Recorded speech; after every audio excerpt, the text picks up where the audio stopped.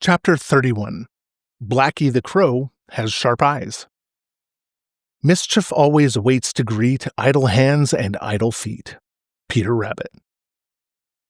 This is what a lot of people say about Blacky the Crow. Of course, it is true that Blacky does get into a lot of mischief, but if people really knew him, they would find out that he isn't as black as he looks. In fact, Blacky the Crow does a whole lot of good in his own peculiar way.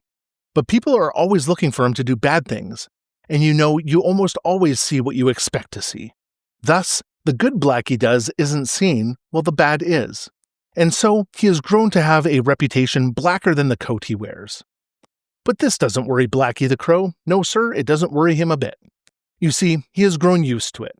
And then he is so smart that he is never afraid of being caught when he does do wrong things. No one has sharper eyes than Blacky, and no one knows better how to use them.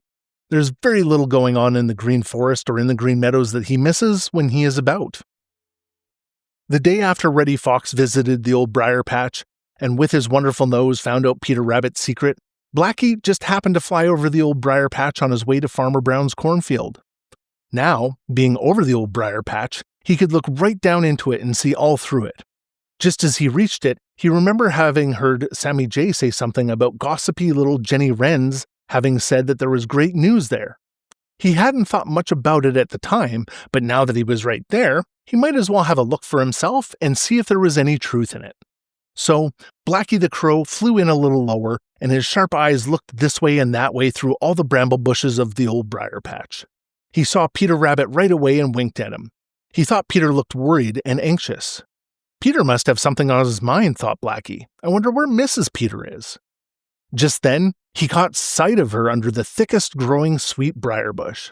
He had opened his mouth to shout, "Hello, Mrs. Peter," when he saw something that surprised him so that he didn't speak at all. He almost forgot to flap his wings to keep himself in the air. He hovered right where he was for a few minutes, looking down through the brambles. Then, with a hoarse chuckle, he started for the Smiling Pool, forgetting all about Farmer Brown's cornfield. "Caw, caw, caw!" he shrieked. "Peter Rabbit's got a family! Peter Rabbit's got a family!" Reddy Fox heard him and ground his teeth. "Now Old Man Coyote will know and try and catch those young rabbits, when they ought to be mine because I found out about them first," he grumbled. Jimmy Skunk heard Blacky and grinned broadly. "So that's the great news Jenny Wren found out about," he said. "I hope Peter will take better care of his babies than he has of himself. I must call at once."